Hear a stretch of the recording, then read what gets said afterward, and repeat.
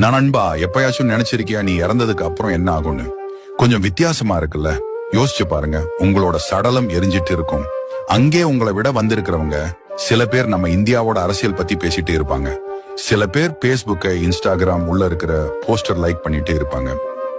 அது கூட அவங்க இந்த பரிகாரம் எப்ப முடியும்னு காத்திருப்பாங்க.